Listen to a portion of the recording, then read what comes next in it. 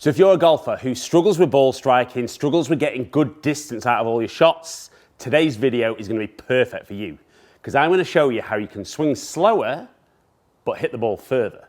Now I know physics doesn't dictate that, does it? And I'll say as a coach, swing speed's important, but if you can't strike it, can't compress the golf ball and deliver the correct loft, you're in big trouble. But like I said, watch to the end and you're going to know how to flush it every single time. So I think most golfers would like to hit the ball further. It's very rare that I get somebody coming in saying, I'm hitting the ball too well, too far, make me hit it shorter.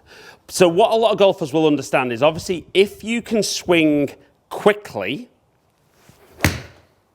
and get a solid strike on the ball, you're going to have club head speed there at 87 mile an hour. Maybe caught the mat a little bit, so 107 mile an hour ball speed. Smash factor, which is a really key thing for quality of ball striking, 0.8 degrees after the ball, club moving down 1 degree. My 7-iron there, launching at 18 degrees, carry at 149. So we can see there, it was okay, and there was lots of club head speed, but maybe my strike wasn't quite as good as it could be. And I definitely think as a coach, I said before, I think club head speed's a real key. But if you can't strike the ball and can't control loft and direction, the speed doesn't really help. And a number I spoke about there was smash factor. Now that is how efficient we are at transferring energy from club head to golf ball.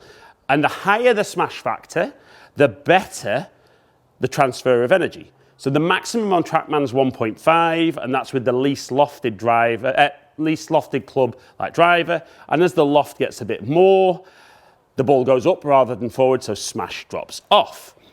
But what I tend to see is golfers are trying to hit the ball harder and harder.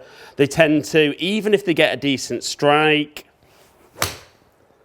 there's lots and lots of loft there. So we can see 86 mile an hour club head speed. We can see just under 110 ball speed, smash still down at 1.27, low point just after, but the key there is that launch angle up at 27 degrees. Okay, so obviously what you see and what we would have seen with that shot there is that impact, I would have been much more there. Almost the shaft leaning backwards, adding loft and just popping the golf ball up in the air. But I think most of us are aware that as we address the golf ball, address and impact are very different positions. So at address, we're looking to be here. At impact, we're looking for much more pressure onto that left foot, shaft leaning forward, de-lofting the golf club, and then that low point after the golf ball, so you get that ball and then turf contact. So the first thing I would say for a lot of golfers is they need to just take a little bit of speed out, not to get more control, but to improve their awareness on what's happening. I think when they swing quickly, they say lack of control. I think lack of control is lack of practice at that speed. But definitely when you see golfers take a little bit of speed out of their swing, they can feel maybe what's going on a little bit more in their swing. And then straight away you start seeing a good strike. Even though my club head speed has dropped down to 80 mile an hour, my ball speed's the quickest today at 111.6. Smash factor's jumped up to 1.39. Low point 4.5 inches ahead. Club moving down 5 degrees. And we can see there 16 degree launch angle on 155 carry. So I know what we're thinking. Yeah, but sometimes when I slow down, I still miss-hit it. So it's worth the risk reward. Possibly. But we'd love to be more consistent, wouldn't we? So the first thing I think golfers need to do is in their backswing and downswing, they need to be much more aware of how the club face is working. So if we see the club face really kind of opening up and then being wide open on the way down, the only way to square that club up is this way. So a great feeling to work on is to kind of go halfway back, and we want to feel that leading edge is more as our spine angle. So for me, the logo on my glove looking more out or even more down to the ground. And then as I swing through, as my knuckles are still down, that instantly produces the shaft leaning forward. So I would always recommend when you're working on this to actually hit just some little short swings with that feeling and see how it is. Okay, so nice and accurate. Wasn't the best strike, but still 73 mile an hour club head speed. 86 mile an hour ball speed, low point and attack angle good, launch very low, and carry at 101. So I'd go maybe one more with that short swing, feeling like knuckles down, then I can shift onto that front foot. Didn't do that one quite as well into impact, but we can see a solid strike. Club head speed's gone to 77 mile an hour, ball speed just over 100, smash at 1.31, launch at 18 and carry at 141. And straight away, I mean, I work on this with face-to-face sessions, and straight away a lot of golfers will kind of say, well, that very short swing, I probably hit that a more consistent distance than I do on my full swing at the moment. Yes, because the strike's better, the loft's better, and by taking that pace out, you're fully aware of what you're trying to do, but you can also do it better.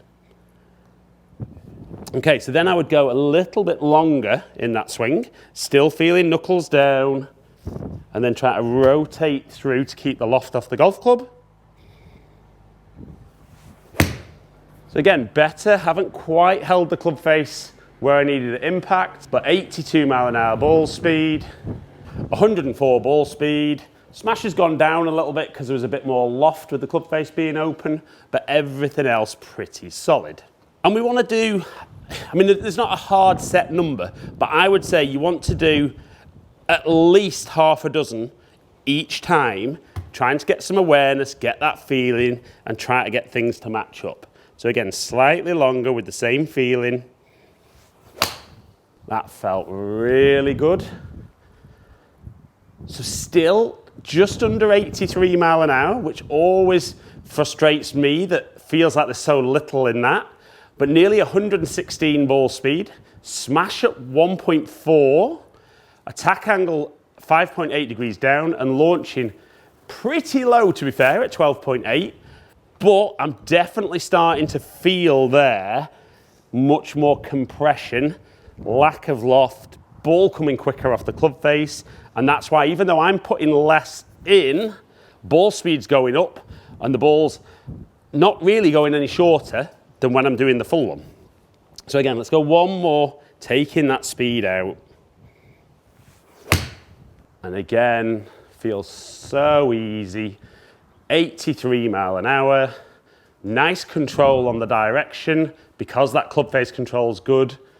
115.5 ball speed, 1.39 smash, low point 3.8 inches ahead, 4.6 degrees down, and 158 carry. Now, for any of you guys who are really interested in numbers, the smash I had there at 1.39 is actually better than the PGA Tour average. Now, does that mean I strike the ball better than the PGA Tour player? Comment below. No, of course it doesn't. Don't be silly. But what it does mean is that my 7-iron that I'm using here is just slightly stronger loft. It's probably a bit closer to a 6-iron. And like I said before, less loft gives more ball speed, therefore a higher smash. Now, you might feel, just swinging like that, that's good enough. And you just want to swing like that with every single club and hit relatively nicely controlled golf shots. It was always the kiss of death, that one, wasn't it? Just leaking a little to the right. But we can see just under 82 mile an hour club speed, ball speed at 112, carrying 161. Now, if you're enjoying today's video, I would love it if you don't already subscribe to my channel, because I know a lot of you watching do, but there's still more watching my content that don't subscribe. I'd love it, and it'd mean a huge amount to me if you click that subscribe button, ring the notification bell, and then you'll find out whenever I drop a new video. Now, if you're one of those golfers like me, though, that goes, I love those shots, but what if I were to then put a little bit more speed back in?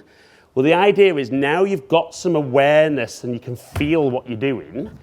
Try and put some speed in and see if you can maintain that focus. That one just turning a little bit more to the left. 86 mile an hour club head speed, 116.5 ball speed, good smash at 1.35 and nearly 170 carry. Now, because I'm greedy with my game, of course I am, I would always like to see, just to finish a practice session of, I've been swinging slower, and I've been hitting the ball further.